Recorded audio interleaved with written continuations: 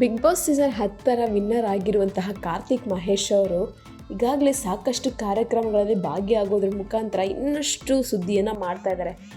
ಈಗಾಗಲೇ ಸಿನಿಮಾದಲ್ಲೂ ಸೈ, reality show ಅಲ್ಲೂ ಸೈ ಅಂತ ಗೆದ್ದು ಬಂದಿರುವಂತಹ ಕಾರ್ತಿಕ್ ಅವರು ಒಂದು ಅಭಿಮಾನಿಗಳ ಮನಸ್ಸನ್ನು ಗೆದ್ದಿದ್ದಾರೆ. ಈಗಾಗಲೇ ಸಾಕಷ್ಟು ಅಭಿಮಾನಿಗಳು ಸಹ ಈ ಒಂದು ಕ್ವೆಶನ್ ಕೇಳ್ತಾ ಇದ್ದಾರೆ, ನಿಮ್ಮ ಮದುವೆ ಯಾವಾಗ ಇವ್ರ ಮದುವೆ ಆಗುತ್ತೆ, ಇವರನ್ನು ಮದುವೆ ಆಗುವಂಥ ಹುಡುಗಿ ಆದರೂ ಯಾರು ಅಂತ ಒಂದು ಕ್ವೆಶನ್ಸ್ ರೈಸ್ ಆಗ್ತಾ ಇದೆ.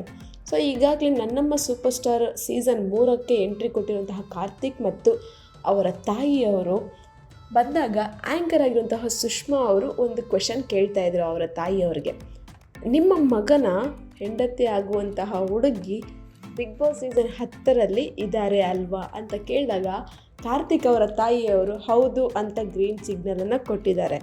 ಸೊ ಈ ಒಂದು ವಿಷಯ ಕೇಳಿದಂತಹ ಕಾರ್ತಿಕ್ ಅವರು ಅವರ ತಾಯಿಯನ್ನು ಹೇಳಿರುವಂತಹ ಆನ್ಸರನ್ನು ಕಂಡು ನಿಜಕ್ಕೂ ಒಂದು ಸೆಕೆಂಡ್ ಶಾಕೇ ಆದರು.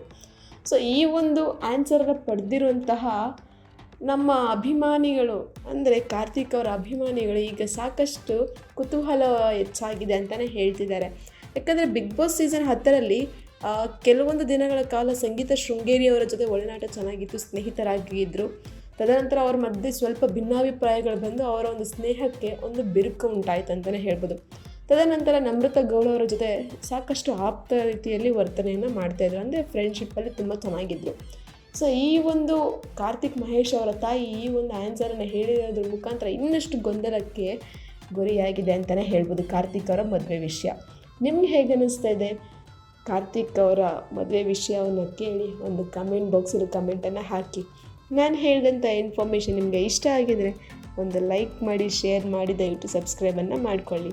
ಇದೇ ಥರ ಇನ್ನಷ್ಟು ವಿಡಿಯೋಸ್ಗೋಸ್ಕರ ನೀವು ನೋಡ್ತಾ ಇರಿ ನಮ್ಮ ಚಾನಲನ್ನು.